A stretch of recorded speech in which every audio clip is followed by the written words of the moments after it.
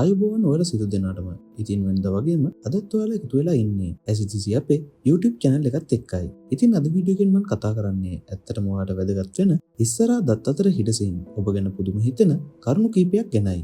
දත් කියලා කියන්නේ ගැහණු පිරිමි ඕන කෙනෙක්ගේ සුන්දරත්වයේ විදාපාන අංගයක් කිව්වොත් මන් හිතනවා මන් නිවැරදි කියලා. ඒ අනුව මෙම් දත් දෙක අතර හිඩස් ඇති පුද්ගලයන්ගේ ගතිගුණ චර්යාවන් හා ඔවුන්ගේ පැවැත්ම අධ්‍යයනය කරලා විද්‍යාඥයින් හා ජ්‍යොතිෂ්‍යවේදී මෙම් පුද්ගලයන් වාසනාවන්තයි කියලායි කියන්නේ.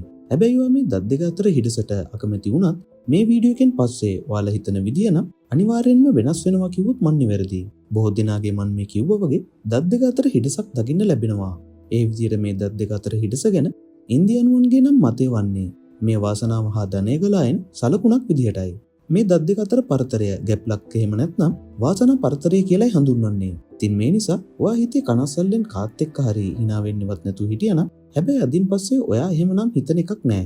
එහෙනම් වැඩි කතා නැතුව අපි යමු අපේ වීඩියෝ එකට.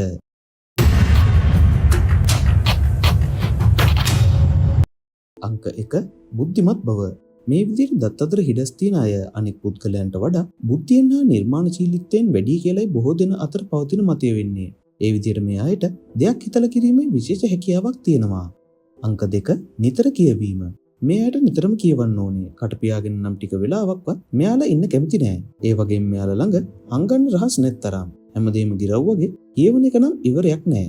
ඉතින් මම මේක කියද්දි මේ කතිගුණ ඔයාගෙත් තියෙනවද කියලා බලලා පහලින් අනිවාර්යෙන්ම කමෙන්ට් කරන් යන්න. අංක 3 වැඩිපුර ආහාර අනුභව කරන්න. මේ අය වැඩිපුර ආහාර අනුභව කරන්න කැමති. ඒ කියන්නේ මෙයාලා අමුතු ආහාර අනුභව කරන්න ආසාවක් දක්වන පිරිසක්. ඒ වගේම මේ අය ආහාර අරගද්දි එයාලගේ සෞඛ්‍යය ගැන විමසිලිමත් වෙනවා. අංක 4 විනෝදයෙන් ඉන්න කැමති. මේ අය බොහෝමයක් විනෝදයෙන් ඉන්න කැමති පිරිසක්.